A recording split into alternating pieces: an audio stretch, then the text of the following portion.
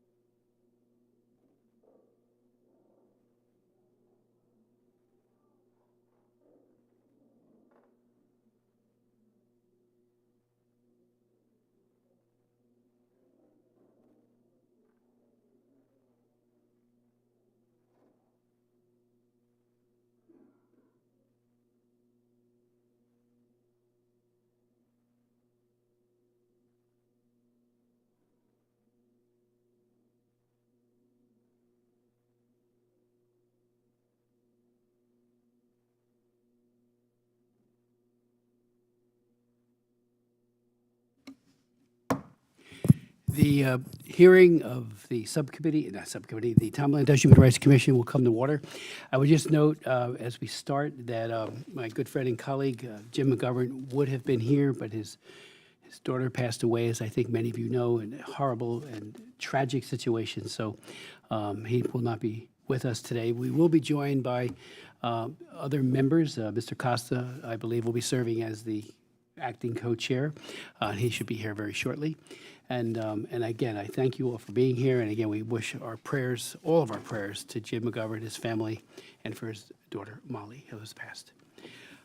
Welcome and thank you for joining us. We are today take stock of the human rights situation in Azerbaijan.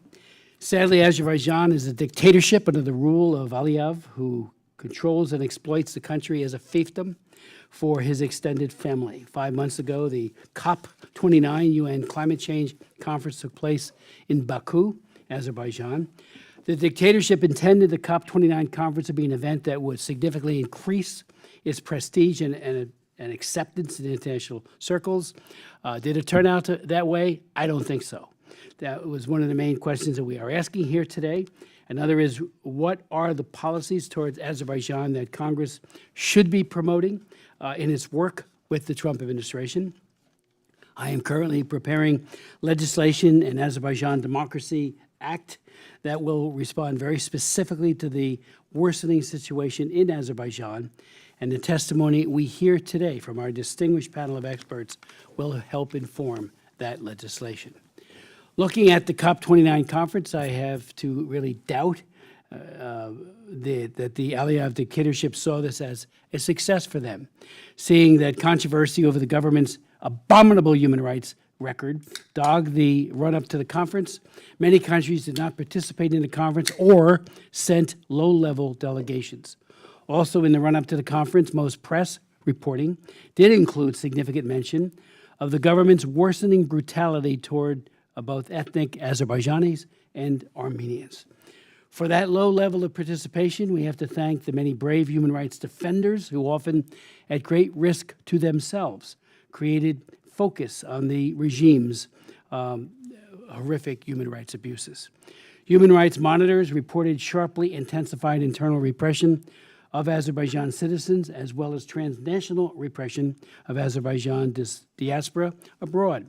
This seems to have begun around the end of 2022, but to have gotten much worse in the run-up to COP29, including, of course, a suspicious, brutal murder last October in France of a prominent opposition figure. Regarding internal repression, Maidan TV reported in February a total of 357 political prisoners in Azerbaijan. This is a significantly increased number over recent years.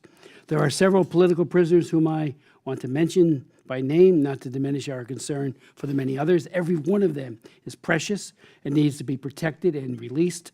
But in order to put a face on the suffering of the Azerbaijanis, and because we have a special responsibility work for the release of these people. Dr. Gubad Ibandoglu is a renowned economist with an expertise in exposing and fighting corruption. After Azerbaijan's 2014 civil society crackdown, Dr. Ibandoglu fled and joined Ned's Reagan Fassel Democracy Fellowship. He held positions in Princeton, Rutgers, and at the London School of Economics.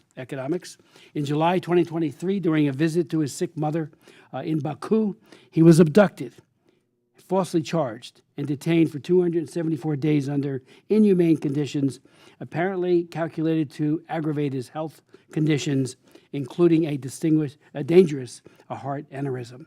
Dr. Ibadoglu now remains under house arrest and under constant surveillance, with his health steadily worsening. His family faces retaliation. Recently, the government opened a fabricated case against him, his brother, who faces up to 12 years in prison. He faces up to 17 years in prison under a judiciary controlled exclusively by Aliyev. We are all deeply concerned as well about Farid Mehralizadeh, who was a journalist and worked in Azerbaijan's Radio Free Europe, Radio Free Liberty. I hope the executive branch recognizes that the U.S. government owes this man the same vigor and seriousness of effort to secure his release that we make for U.S. citizens in the same condition. We also are deeply concerned about Nar Mahmadli, who he was arrested in 2013 for reporting on election fraud. In 2014, I met with his relatives in Baku. On that trip, I met with other dissidents and relatives, as well as with the dictator himself. And I did talk to him about the his terrible human rights record, respectfully, but also very firmly. After Congress and the Council of Europe took up another case, he was released in 2016. Also a climate activist, he was arrested again in front of his children at school as part of a pre-COP29 crackdown. This was on April 29, 2024, making today the 1 anniversary of his unjust imprisonment. This is a very, very brave man and a true patriot. He knowingly and made tremendous personal sacrifices in order to improve his country. Did any of the UN or U.S. diplomats who greenlighted the UN climate conference in Azerbaijan ever consider the trail of human rights misery that they were setting in motion? We will also talk about Armenian political prisoners and POWs. These cases are not about repressing domestic opposition or journalists in order to maintain control of the country, because there are very, very few Armenians in Azerbaijan. Aliyev's moment of ethnic incitement of ethnic hatred has made it too dangerous for them to live there. Rather, Aliyev took prisoners during the conquest of Artsakh and uses them to manipulate the anger of Azerbaijan's exploited citizens away from Aliyev's clan and toward a supposed external enemy. We will hear an exclusive report from a former senior official of the Republic about what has happened since then, since he has ethnically cleansed the region back in 2023. As some of you may recall, we did an emergency hearing at the time when they were using food as a weapon, reminiscent of Mengistu in Ethiopia, when he was starving people as a way, a clear violation of fundamental human rights. But even more so, this was an act of genocide. And we heard from a prosecutor from the ICC who provided brilliant testimony as to why this fit as a crime of genocide. So again, we need to work for the release of political prisoners and POWs held by the government of Azerbaijan, to protect Armenian cultural heritage, and to uphold the right to return one day to live in peace and freedom in Nagorno-Karabakh. I would now like to introduce our very distinguished witnesses, and your words need to be heard around the world. I mean, what you're doing and the witness you are bearing today to this ongoing atrocity. Our focus is that the administration, which has much on its plate, will make this a centerpiece of its foreign policy. And I do know that the Secretary of State, Marco Rubio, is very well informed and concerned, and we will convey your testimonies directly to him and to the President. So I do thank you again for your leadership. First, we'll hear from Artuk Beglarian, I'm probably not saying it correctly, and I apologize, who held several senior responsibilities in the Republic of Artsakh on Nagorno-Karabakh, including from 2021 to 2022, the State Minister of the Republic, and from 2018 to 2020 as the Human Rights Ombudsman of the Republic. Currently, he serves as the President of the Artsakh Union, an advocacy non-governmental organization. His work focuses on raising global awareness about the genocide and advocating for international justice and protection for his compatriots sheltered in Armenia. Then we'll hear from Jared Genser, who's manager and director of Pegasus Strategies, law and consulting firm focusing on human rights and humanitarian projects. He was also founder of Freedom Now, an independent nonprofit organization that provides legal and advocacy support to prisoners of conscience worldwide. Jared has testified to Congress many times, House and Senate, and around the world, and he's one of the most respected human rights lawyers and advocates for political prisoners. He takes on causes that at the time looked like mission impossible, and so often is successful in securing an individual's release and bringing light and scrutiny to a dictatorship's abuse of that and other persons that they have in prison. We will then hear from Miriam Lanskoy, who is a senior director for Russian and Eurasia at the National Endowment for Democracy. She has 14 years of experience in political analysis and democracy promotion in post-Soviet Eurasia, and has published articles in the Journal of Democracy, SAIS Review, and the Fletcher Forum of World Affairs, and like Jared, has frequently testified to Congress, providing her extensive wisdom to us. Then we'll hear from Andrea Prazow, who is the executive director of Freedom Now. She is a seasoned human rights lawyer who has led Freedom Initiative, Human Rights Watch, the Office of Military Commissions. She is frequently a commentator in print, radio, and television on human rights, particularly advocating for political prisoners and people targeted by repressive governments. I'd like to, as Ertuk, if you could begin your testimony, and then please, I know we often try to keep it short. This is so important. Whatever time you need to take all four of our witnesses, please take it. We need to get this not just on the record, but out to as many people. And this is being broadcast to many places. So please take your time in presenting that testimony. We need to hear it.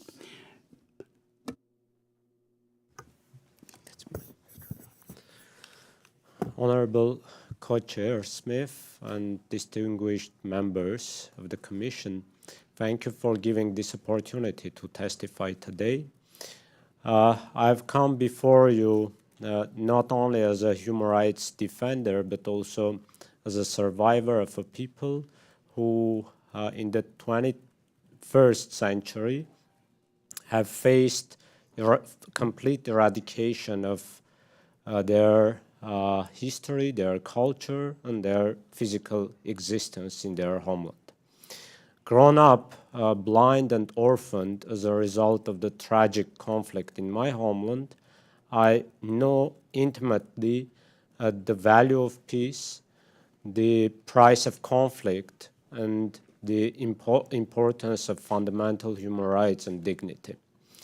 Within 3 years, Azerbaijan successfully perpetrated a full genocide against my people, Armenians of Artsakh or Nagorno-Karabakh. And this was not a sudden tragic. This was a deliberate and methodical operation with effective humanitarian blockade and starvation, with military assaults, with killings of civilian population, with unlawful abduction and imprisonment of our leaders and other compatriots, with destruction of cultural heritage and many other mass atrocities. And in September of 2023, my people, including I and my family, have been forcibly displaced from Artsakh, Nagorno-Karabakh.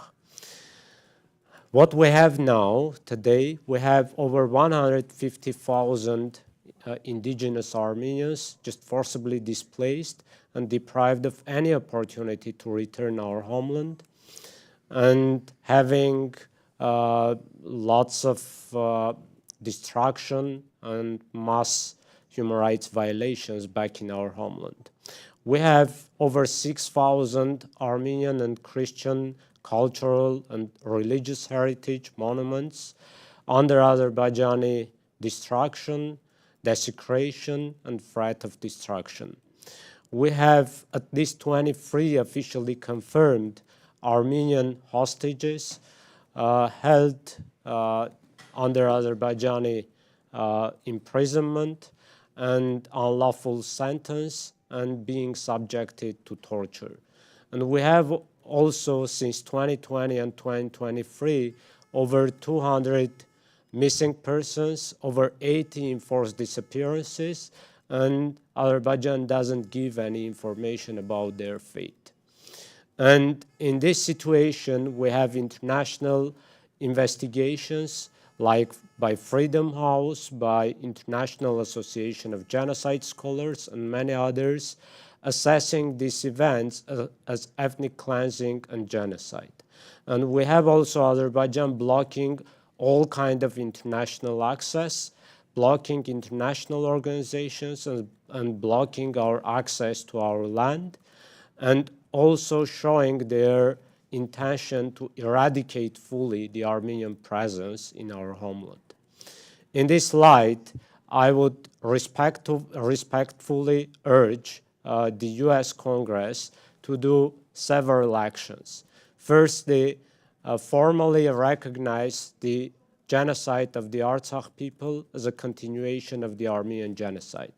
Secondly, support any international and national investigation and prosecution against all the people, all the persons responsible for mass atrocities against our people. Thirdly, impose targeted sanctions against all of those individuals and Azerbaijani officials who are responsible for these mass atrocities. And those sanctions can be travel bans, asset freezes, and many others. Fourthly, stop any kind of US military support and supply to Azerbaijan. Fifthly, condition any kind of US assistance to Azerbaijan on measurable human rights improvements, including the release of the Armenian hostages there. Sixthly, initiate or support international monitoring mission to Artsakh in order to document the situation of our cultural heritage and our property, and also to assess the conditions for our safe, dignified, and sustainable return to our land. And seventhly, elevate diplomatic pressure over Azerbaijan to ensure its compliance with International Court of Justice rulings, and also to ensure our return to our homeland with robust international protection mechanisms. Honorable members of the Commission, justice delayed is is injustice at all. And as Martin Luther King said, injustice anywhere is a threat to justice everywhere. And now, having the injustice towards our people and towards this kind of mass atrocities happened against our people, this is supporting the injustice to every corner of the world. And it emboldens not only dictator Aliyev, but also other dictatorships seeking eradication of cultures, eradication of peoples, and history with force. And Aliyev now is emboldened also as a result of COP29, greenwashing, all kind of mass atrocities he made, but also now Aliyev is threatening sovereign territory of Armenia with new aggressions and new mass atrocities.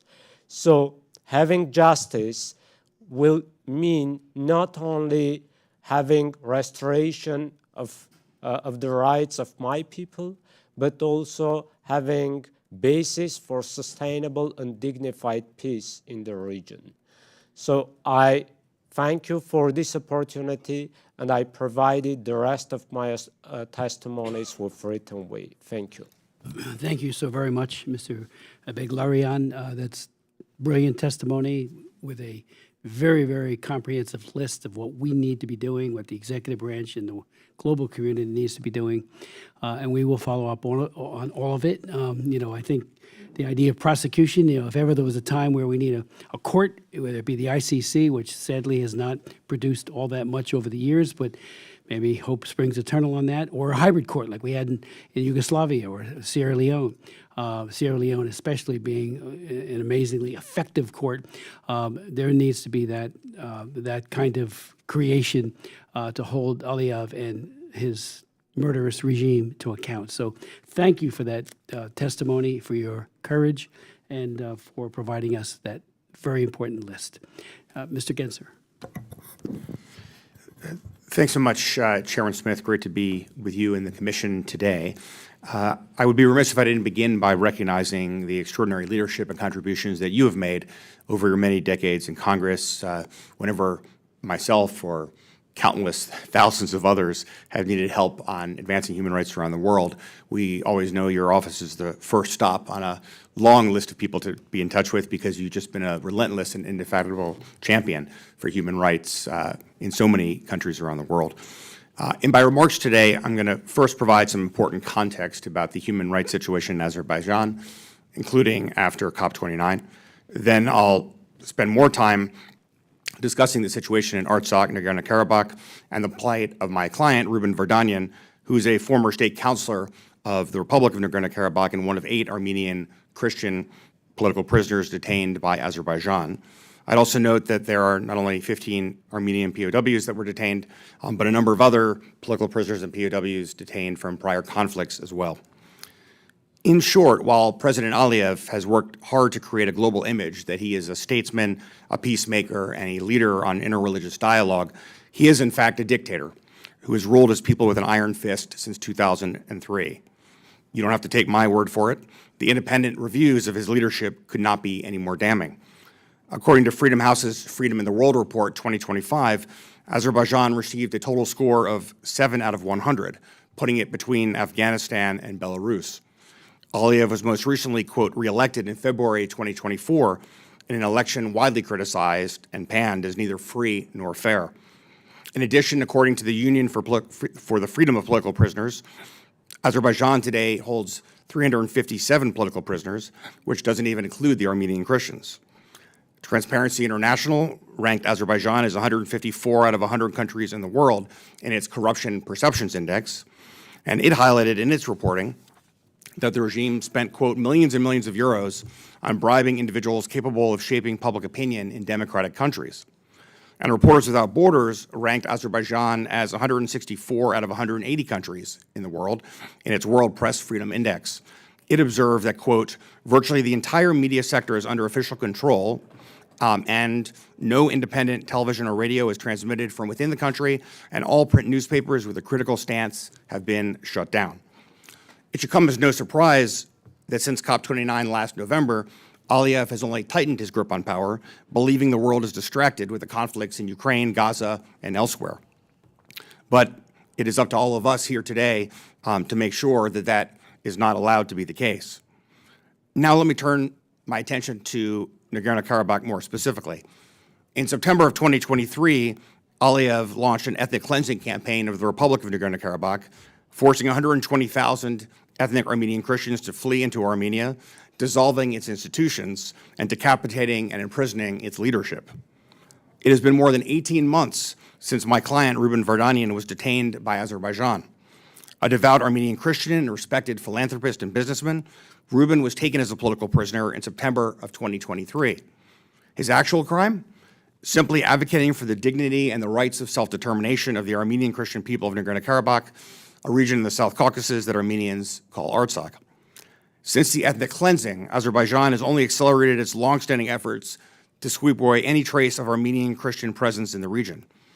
In a report published last year, the Center for Truth and Justice documented numerous examples from among the 500 historic sites and 6,000 Armenian monuments, including churches and monasteries, which have been desecrated or destroyed. And Ruben's ongoing imprisonment remains a powerful symbol of Aliyev's ongoing brutality. He faces life in prison if convicted by the Baku military court on more than 40 fabricated charges. The allegations against him are patently outrageous. As just one example, Ruben co-founded and served on the board of directors of the Aurora Humanitarian Initiative, an independent NGO that helps people in need around the world. Yet Azerbaijan has asserted that this NGO, which is independently audited, has been a vehicle for Ruben to finance terrorism. His trial has also been a mockery of justice with egregious due process abuses, including the illegal trial in a military court, lack of access to a fully translated indictment and all alleged evidence, secret hearings closed to the public, and denial of access to me as his international lawyer. Along the way, despite Aliyev's claims that Ruben is a terrorist and his imprisonment has nothing to do with him being an Armenian Christian, Ruben has been repeatedly denied access to the Bible. And he was subjected to torture during the first of 2 hunger strikes he conducted to protest his imprisonment and that of the other Armenian Christian prisoners.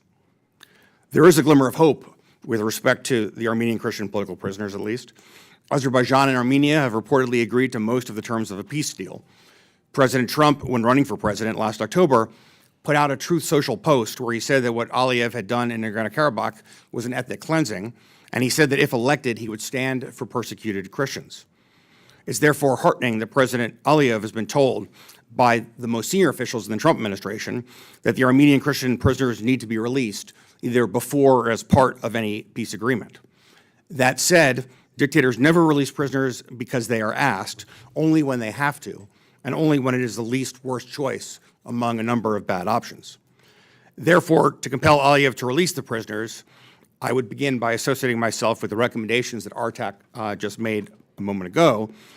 But in addition, the Trump administration, the U.S. Congress, such as Mr. Chairman, your efforts to introduce and advance the Azerbaijan Democracy Act, and other like-minded regional organizations, governments, NGOs, and the media around the world must take both public and private action to demonstrate that there will be real and serious consequences if Aliyev fails to act.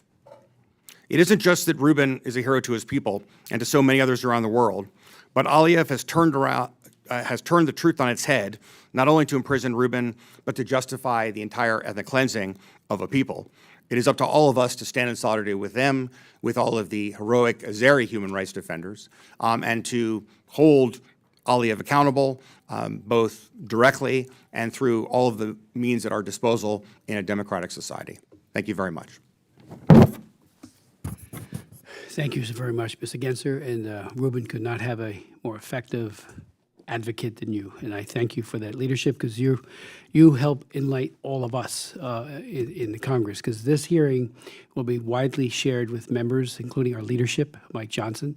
And again, we will look to pivot from today.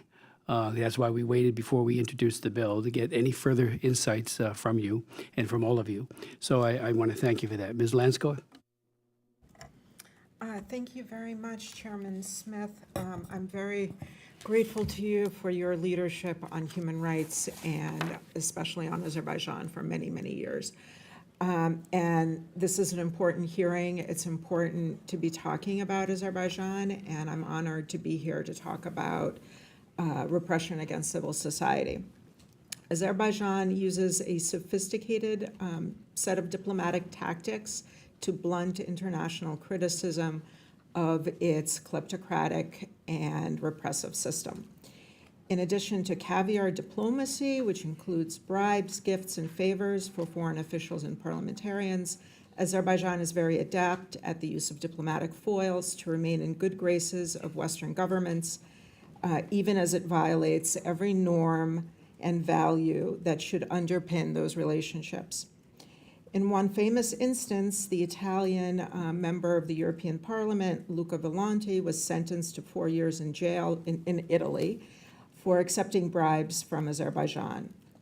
There have been investigations in the Parliamentary Assembly of the Council of Europe that held accountable and disciplined several of the MEPs, and Azerbaijan eventually lost its seat in that body. There are two reports that I would advise everyone to familiarize themselves with. One is Caviar Diplomacy by the European Stability Initiative. The other one is the Azerbaijan Laundromat by OCCRP, which just documents a system of money laundering, $2 billion that OCCRP was able to document to have favorable political outcomes in Europe. Azerbaijan took a profound authoritarian turn in 2013, adopting legislation hostile to media and civil society and putting many prominent public figures in jail. Since Russia's full-scale invasion of Ukraine, Europe has become more and more interested in moving away from Russian oil and gas, and this has given Azerbaijan even more opportunities to use its hydrocarbon assets to preempt attempts at domestic and international accountability. However, as research by Dr. Badoglu indicates, Azerbaijan can only meet increasing demand for gas in Europe through swaps with Russia and Iran. Enormous courage by Dr. Badoglu to be writing, he's an economist whom you've mentioned already, to be writing and showing figures to these effects, even as he is now under home arrest. There's a new pipeline being projected from Russia to Iran through Azerbaijan, and Azerbaijan recently held military exercises with Iran. Similarly, Azerbaijan uses the peace process with Armenia to avoid accountability for human rights abuses. There were expectations that in return for being able to host COP and for there being this diplomatic honor and opportunity, Azerbaijan would in fact sign the peace treaty prior to COP itself. That did not come about. What came about was a very embarrassing confrontation when Aliyev opened the COP by praising oil and gas, saying that it's God's gifts, and undermining the environmental premises of the meetings themselves. The desire to bring an end to the conflict with Armenia has shaped U.S. policy on Azerbaijan in the last administration and certainly also under previous administrations, and it's shaped a mild approach on human rights and democracy issues with Azerbaijan. Unfortunately, from what we've seen so far, this does not help to release prisoners. It does not help to reform restrictive norms, nor has it brought about a peace treaty. Instead, we're seeing more arrests of journalists, scholars, and activists. We're seeing peace negotiations that are just being dragged out. And at the same time, Azerbaijan is strengthening its relationships with U.S. adversaries, including Iran, Russia, and China.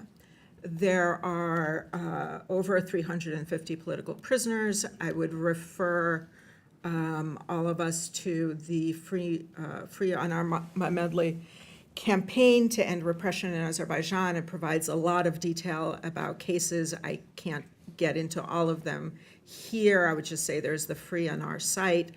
I want to mention Dr. Gubadi Badoglu, and just to add to Chairman Smith's comments in the beginning, his family and Dr. Ibagoglu himself are refugees from Nagorno-Karabakh. He was working on a paper about corruption in waste in construction projects going on now in Nagorno-Karabakh and adjacent areas.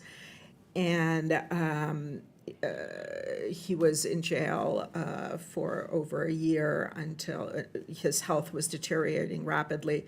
And after outcry from Secretary Blinken and others, he was finally permitted to go on house arrest, but remains effectively under trial, remains in poor health, and needs to leave for medical treatment.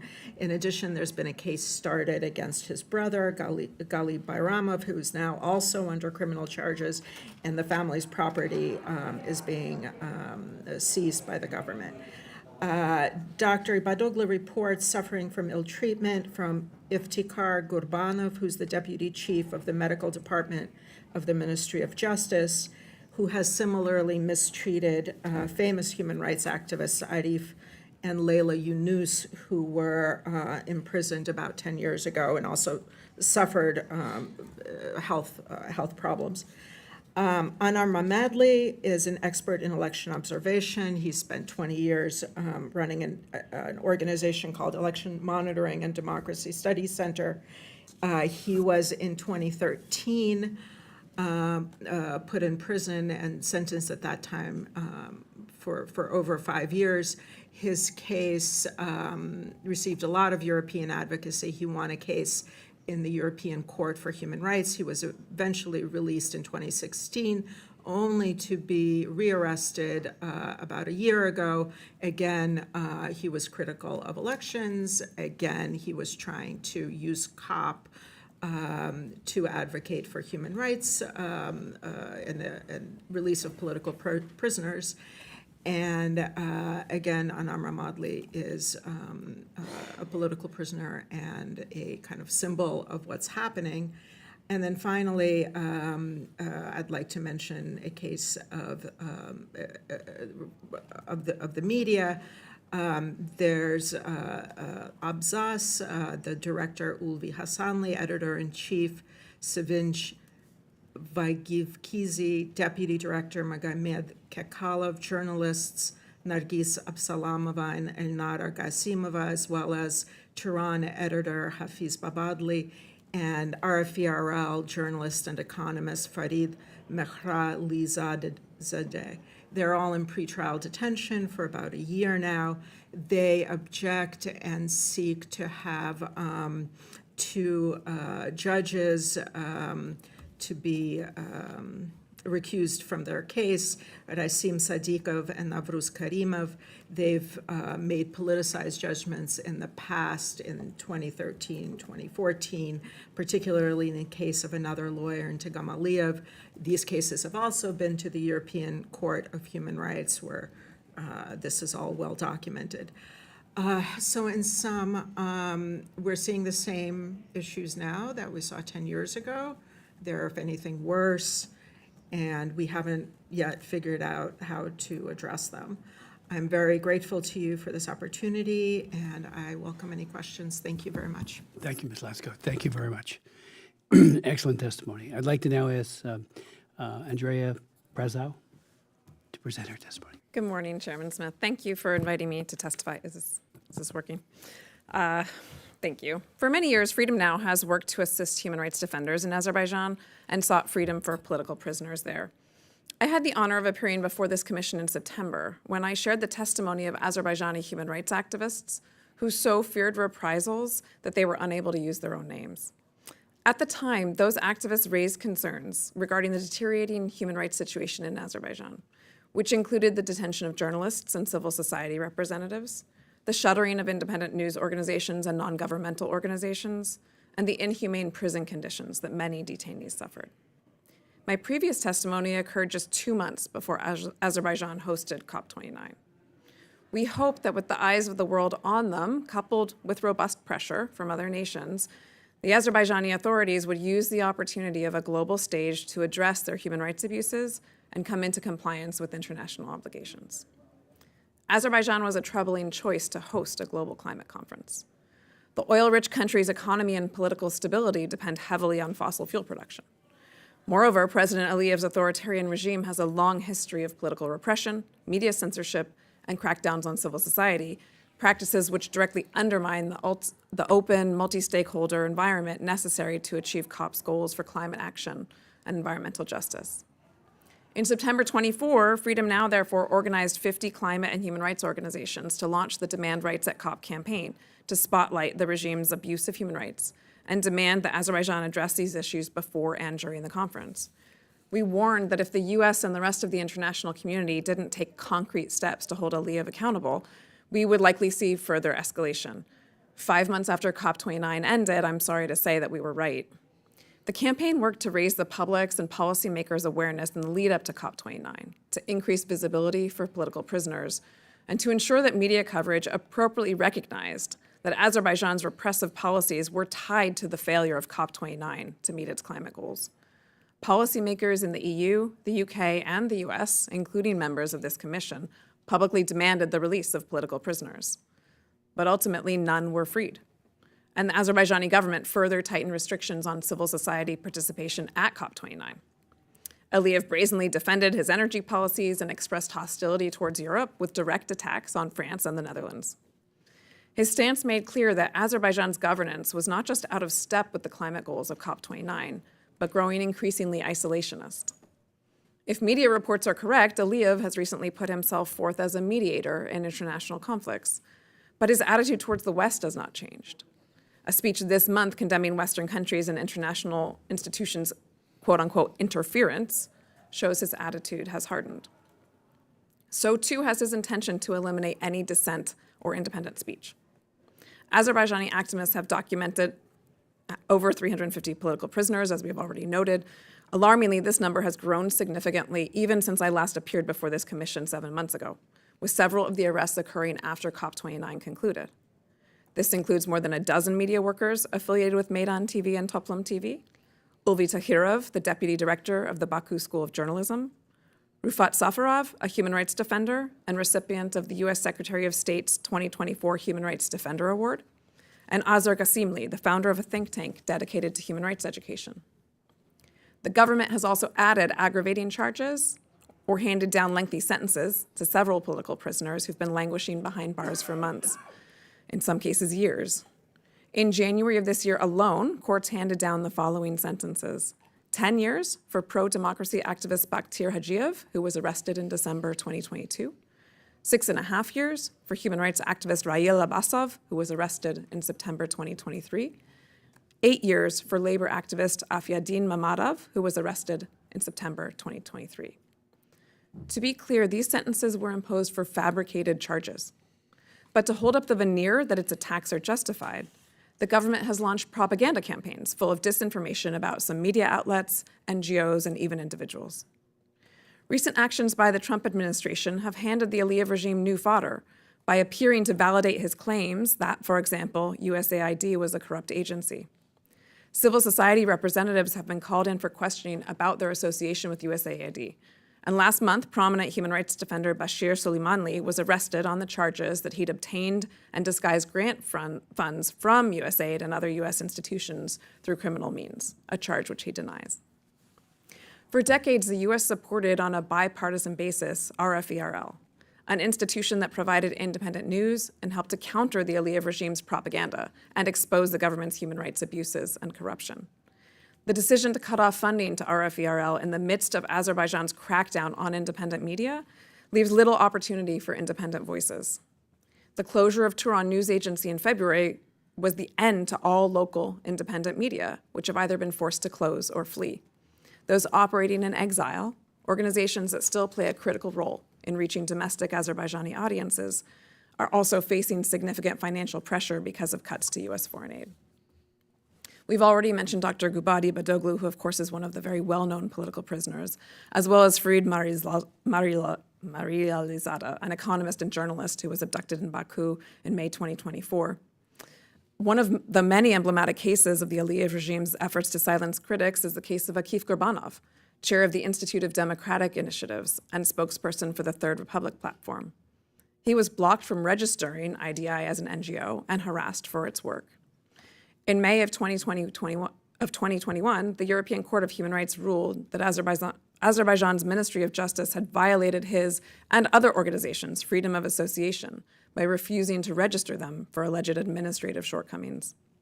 But in March 2024, following a police raid on IDI and related offices, Gurbanov and his team were arrested for allegedly smuggling foreign currency. Their pretrial detention was repeatedly extended, and they report facing threats from officials to cease criticizing President Aliyev. By January 2025, Gurbanov's indictment expanded to include charges of illegal entrepreneurship, money laundering, and tax evasion.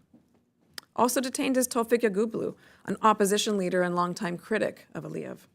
He was arrested in December 2023 on fraud charges, which he and his family deny.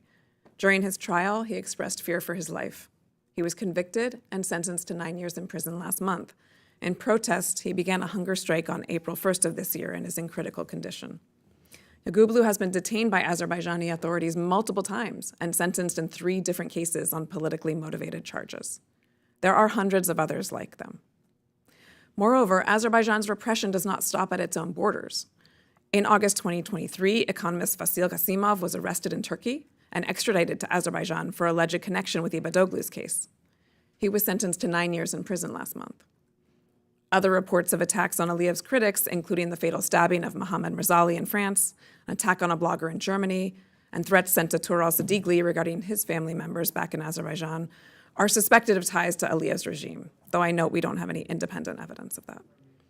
Ironically, the incidence of transnational repression is relatively rare because many journalists and civil society activists can't seek refuge abroad, as the government has imposed travel bans on critics for allegedly having ties to pending criminal cases. In most cases, these individuals are unaware that travel bans even exist until they attempt to leave the country, at which point they're arrested under fabricated charges. This happened to Iqbal Abilov, a member of an Azerbaijani minority group and an academic visiting from Belarus for a wedding. He was not allowed to leave the country in June 2024, and weeks later was arrested on charges of treason. This widespread use of travel bans has effectively made Azerbaijan an open-air prison for many. Unfortunately, Azerbaijan will continue its crackdown on civil society and abuse of human rights unless the U.S. and others take a stronger stance to counter these actions. I have 5 specific recommendations for Congress and the administration that we believe will make a difference to the Aliyev regime. 1, use all public and private diplomatic opportunities to speak out about the worsening situation for civil society and human rights in Azerbaijan, including the cases of political prisoners, and call on the government to correct course. 2nd, condition certain areas of foreign assistance on measurable human rights improvements, including the immediate and unconditional release of political prisoners. I note in particular that although this is a tactic that I think is quite important, often regimes will release 1 or 2 specifically named prisoners to indicate that they have complied. As we've noted, there are more than 350 political prisoners, and while naming each one may not be practical, it is important to demand the release of more than a token number. 3rd, impose targeted sanctions, including travel and financial restrictions against perpetrators of human rights abusers in the government. Sanctions, of course, are available to both the Secretary of State, Congress can recommend sanctions, and of course the President as well. 4th, urge the Azerbaijani government to stop the use and or threat of criminal prosecution as a tool to suppress critics, and repeal or reform restrictive laws and regulations governing NGOs and their funding. This is the lifeblood of civil society in Azerbaijan, which the Aliyev regime has largely cut off. And finally, allocate adequate funding to support independent media, lawyers, and human rights defenders, both in Azerbaijan and in exile. Providing access to emergency assistance and longer-term capacity building is critical to ensure a robust and resilient civil society endures, carrying on the mission to create a free and democratic society in Azerbaijan. I'd also just like to note that while I understand there are ongoing conversations regarding potentially restructuring the State Department, any such restructure must include the ongoing capacity to apply and enforce human rights sanctions and other effective tools against human rights abusers. Thank you very much for the opportunity to appear here today. I Thank look you forward so to very much questions. for your testimony and your testimony last September, which was outstanding.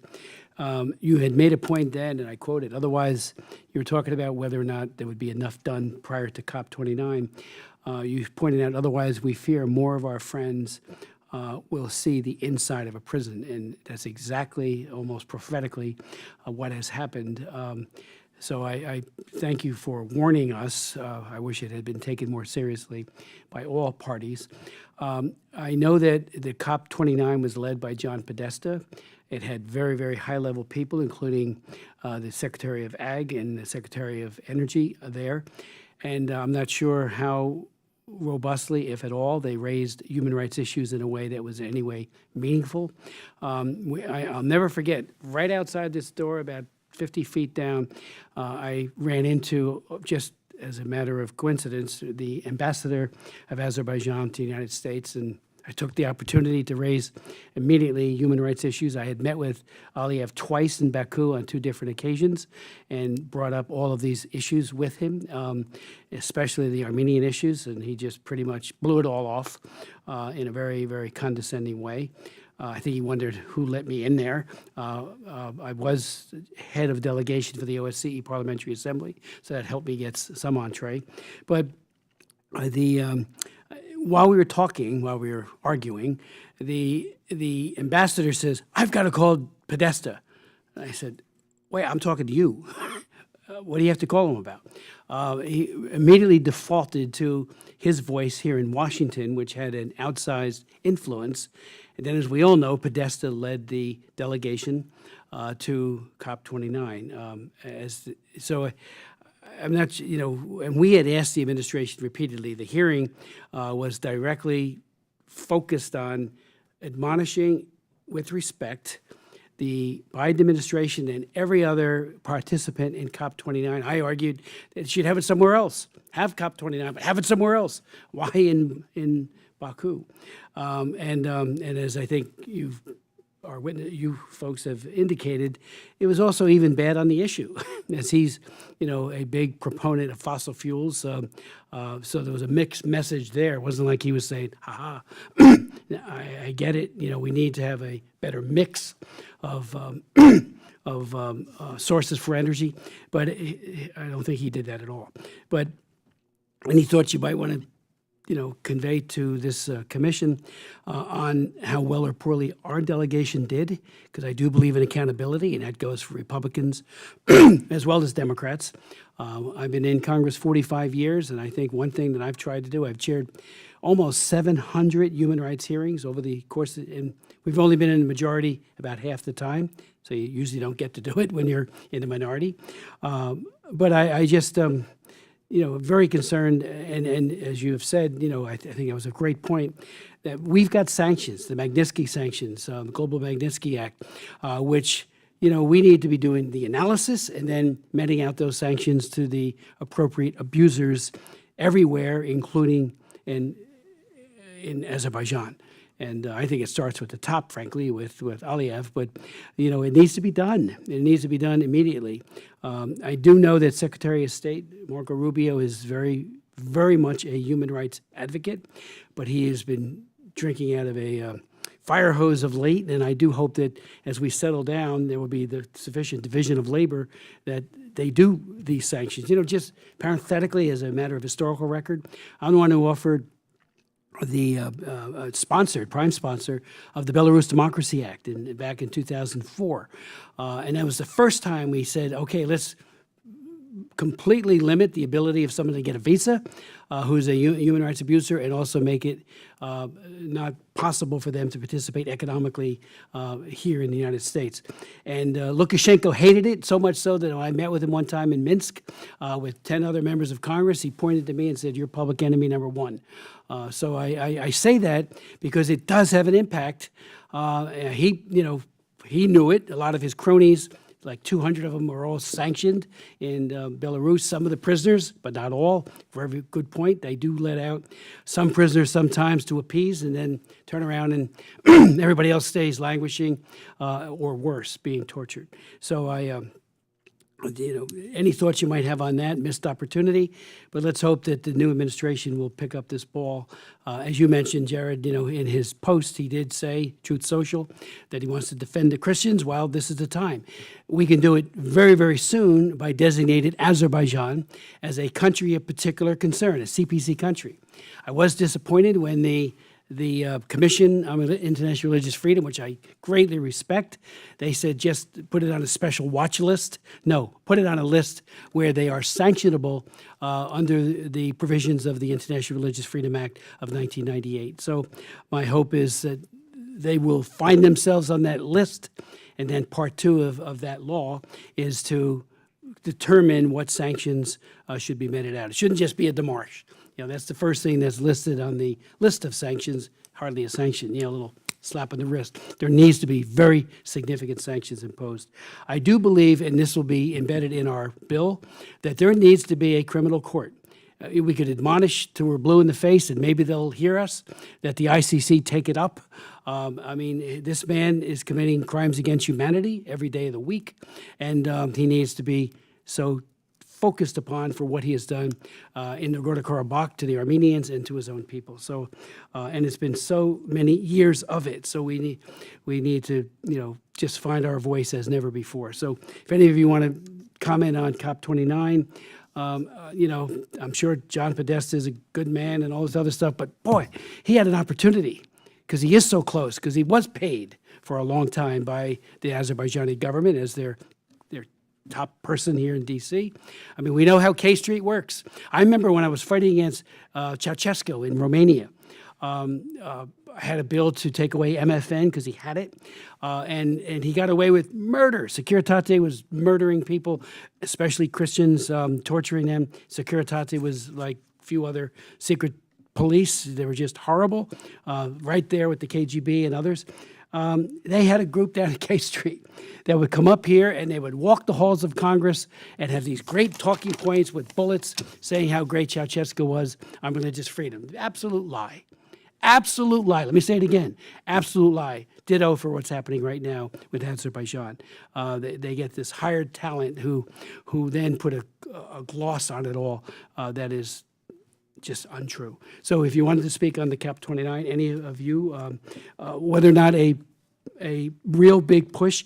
I know David Crane very well. I've had him testify, a former prosecutor for the Court of Sierra Leone, who put Charles Taylor behind bars for 50 years, where he belongs, to never, ever to be released.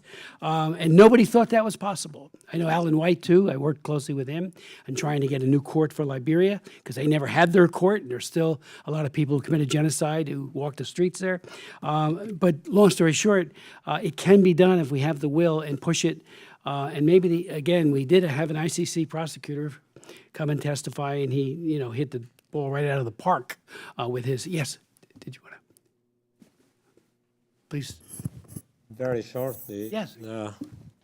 Congressman, on COP29, actually it's very important that both before COP29 and after that, the Aliyev regime is using, let's say, green energy narrative in order to greenwash not only the mass atrocities and domestic human rights abuses, but also he tries to legitimize the occupation and illegal appropriation of our public and private property. And now the Aliyev regime is inviting foreign companies in order to invest in the occupied territories of our people in green energy. And this is very important also to give signal and messages to foreign companies not to do that, because it's illegal and it's a way of aiding and abetting the mass atrocities Aliyev has done, it is committing now. Thank you.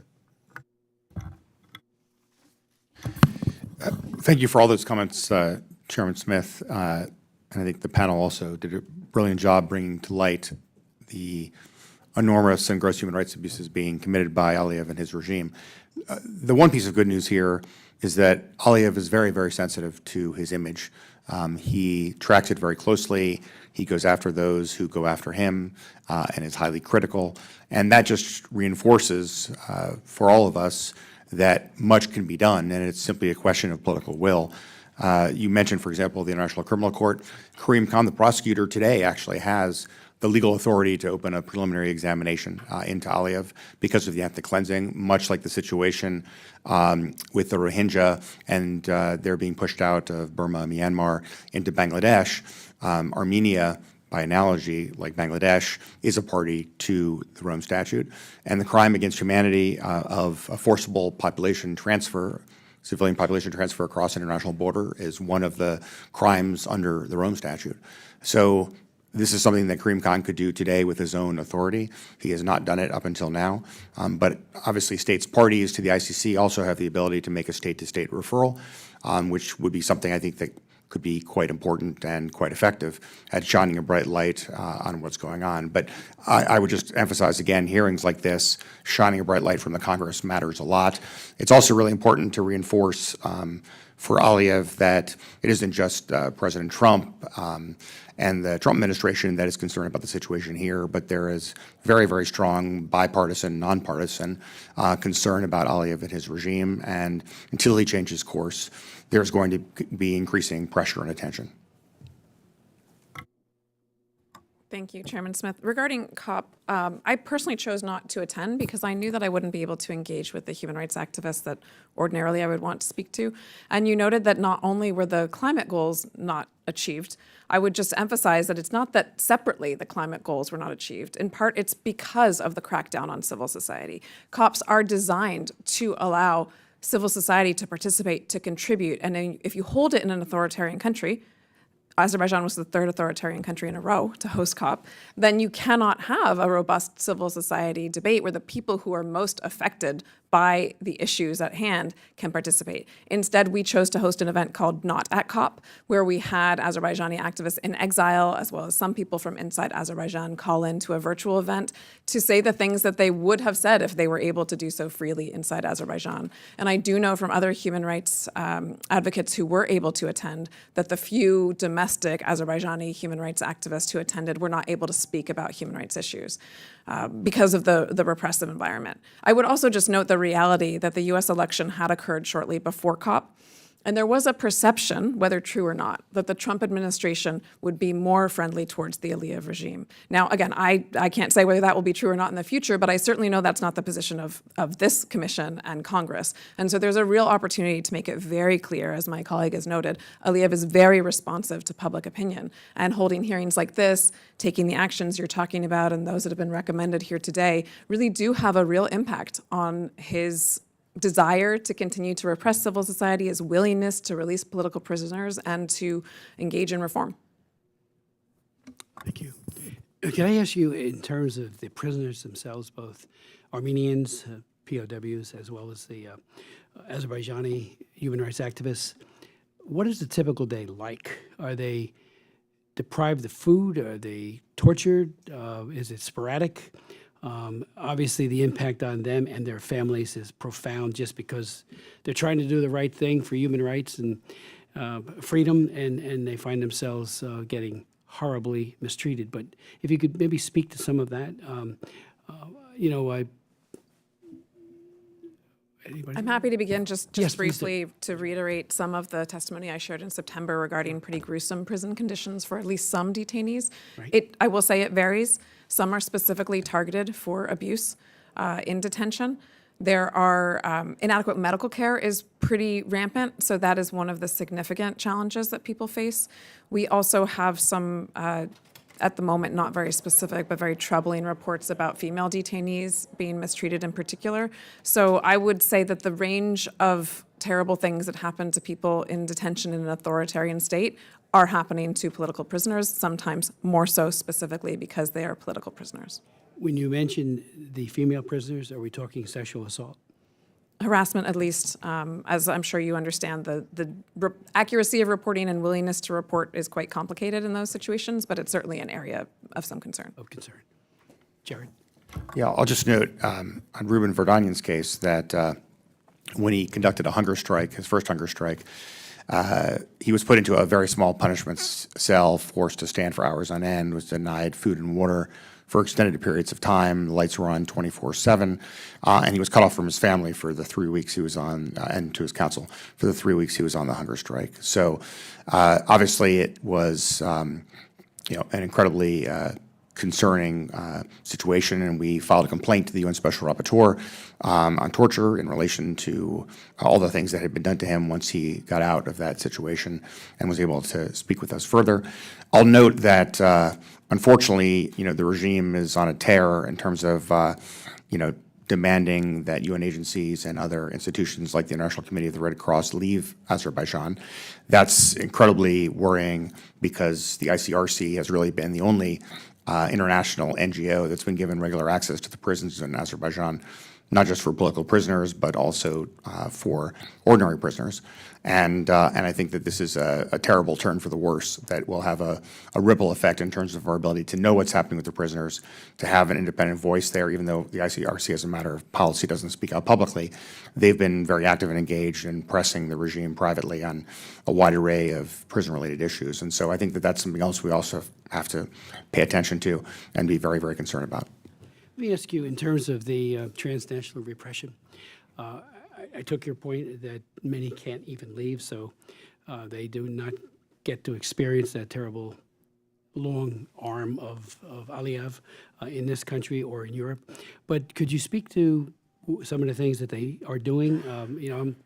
I've sponsored bills in the past. We'll be doing another one soon on transnational repression, trying to get the FBI and others to be more robust and to beef up our efforts to help diasporas, whether it be against the Chinese Communist Party or Putin or Aliyev, because they're all in the same boat in terms of their repression.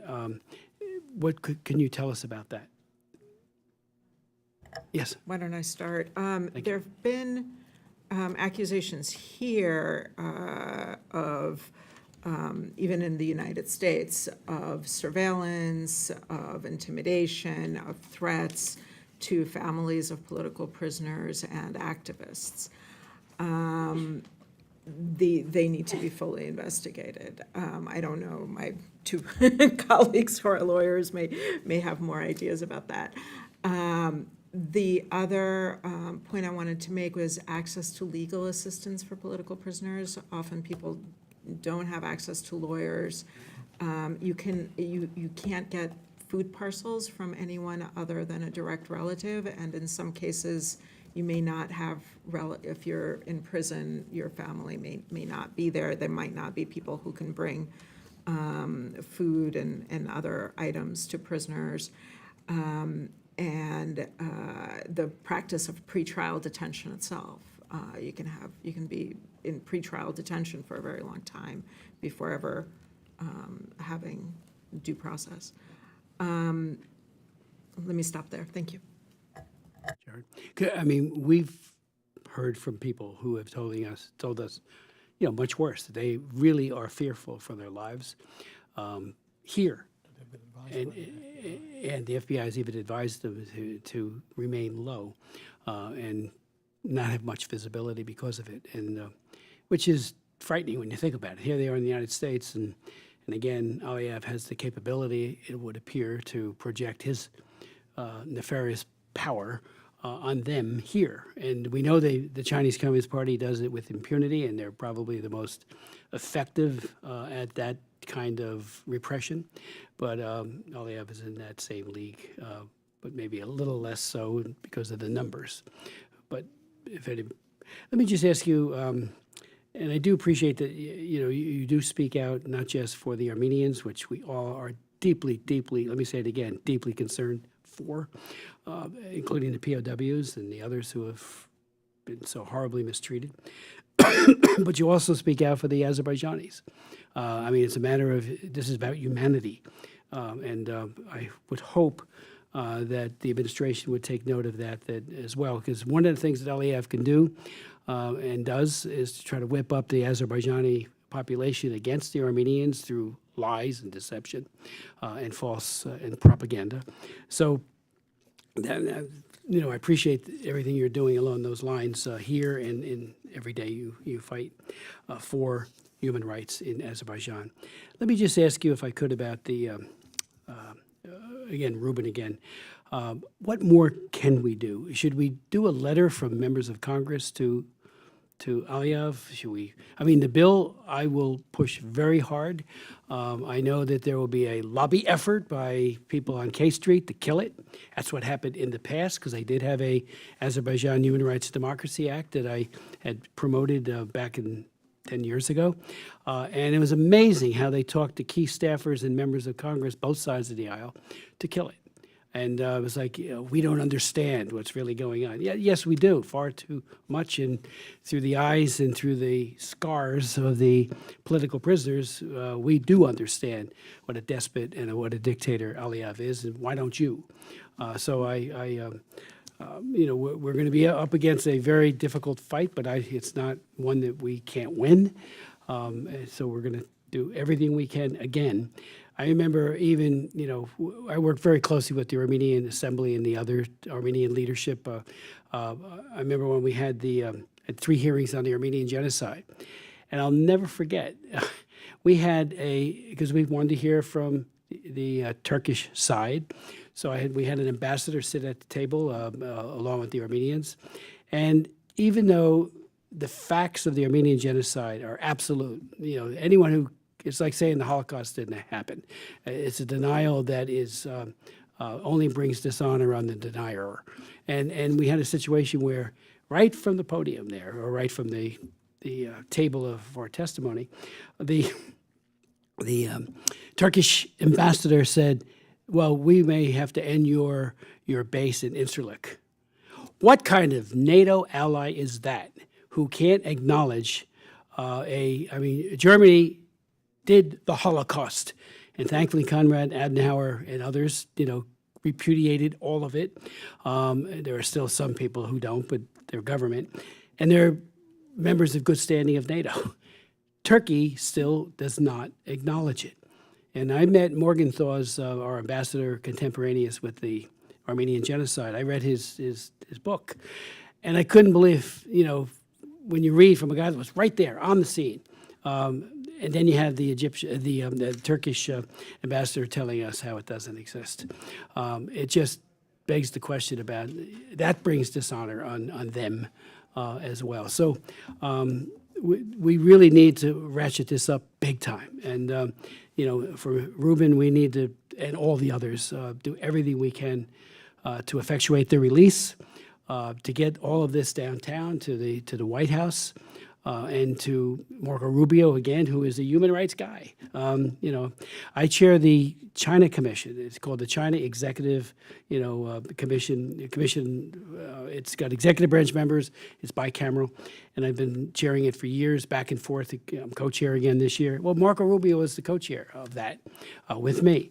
And I know his heart. He is very, very committed to human rights. So we're going to do everything we can to get all of this to him, because, again, he's got a lot of things on his plate, including USAID and all the other issues and that was a very good point that was raised about USAID. I need to follow up with you on that. If they're using that as a way of suggesting that what happened in country was wrong, and they're using it in a prosecution, please give me all the details on that, because I will take that downtown as well. Is there anything else you'd like to add before we conclude? Yes. Thank you. There is another topic that mostly is neglected. It's anti-Armenian hatred policy and system in Azerbaijan. Actually, this is the #1 foundation for both anti-Armenian mass atrocities, but also for the internal, just domestic human rights violations and repression. because it's the #1 pillar of Aliyev's dictatorial regime. He keeps power based on this anti-Armenian hatred and is distracting the people, the Azerbaijani people, to the external enemy, Armenians. And this is something which should be shattered very effectively, and it will bring both peace to the region and democracy to the Azerbaijani people. That's why I'm saying there is a lot there, and the hatred is at the top level. So just very short two examples. Aliyev for many times publicly stated that he is proud that the Azerbaijani youth has brought up with hatred against Armenians. And he said that this is the reason why we won. Or the trophy park that they had after 2020 aggression. Or Aliyev publicly stated that now Armenians are removed from Karabakh physically, and now it's the time to eradicate the Armenian aura from Karabakh. And this is in the education system, this is in the culture, this is in the politics, this is everywhere, and this is something both against Armenians and the Azerbaijani people. Thank you. Anyone else like to say anything before we close? Just Andrea? very briefly, obviously want to thank you so much for this hearing, but to reiterate what you've already said, the tremendous value of the U.S. government speaking with one voice. So I'm very heartened to hear that you'll take these issues to Secretary Rubio, to the White House. I believe there is a perception that the U.S. Allegiances can be divided and exploited by authoritarians and others, and the more that the U.S. government can speak with one voice in support of human rights, in support of human rights defenders, and in opposition to authoritarians, the greater success we all will have. Thank you. Great point. And I would just, again, thank you, Chairman Smith, for, again, a brilliant hearing and your stalwart support every step of the way here, and just reinforce the complementary role for the Congress to play exactly as you're describing. I think the Azerbaijan Democracy Act will be very, very important. You were mentioning the possibility of a letter. I think that could be helpful, obviously, if it's broad, bipartisan. And obviously, if we're talking about political prisoners, we're talking about all of the political prisoners. You know, you won't be surprised to learn, as is often the case with my clients, that Ruben instructed me specifically not to just advocate for his release, but to for the release of all of the political prisoners of Azerbaijan, and that's not a dissimilar view of political prisoners in Azerbaijan as well. We're all having to stand up and to fight Aliyev and his regime and its extraordinary repression. And the only way we can do that is by being united and working collaboratively, both between the executive branch and the legislative branch here in the United States, but with our partners in Europe and around the world as well. Well, thank you so very much, all of you. Anyone? Well, Mary? let me also thank you for your leadership on this, and just say it's very important also for the civil society. I know many Azeris are watching this now, and I get text messages right away, and it's extremely important to them. And I hope that one day you'll have more of them here. And as Andrea mentioned, it's just too difficult to speak out and publicly, but in many instances. But really, it's they who would do an even better job at representing these issues. And thank you. You know, without objection, your full statements will be made a part of the record. There are some statements from some of my colleagues that we will also include without objection. And there are some people in the room, both Armenian and Azerbaijanis, who I won't name their names, but they are true patriots and heroes, and they are hoping and praying for success. And it is within our ability, I believe, as long as the political will exists, to truly make a significant difference here. Aliyev is not all powerful. He's used to getting his way, of snookering and deceiving the world. That has to end, and it has to end now. So again, we'll push very hard for this new bill. It will be bipartisan, and because I think it must be, to show that we're all on the same page. We care deeply for especially for the prisoners of POW as well as the political prisoners, and I think your point about letting one or two people out, mentioned earlier, Andrea, was, we want them all out, because they're suffering so much, and they're doing it so heroically. With that, the hearing is adjourned, and again, I thank you so much.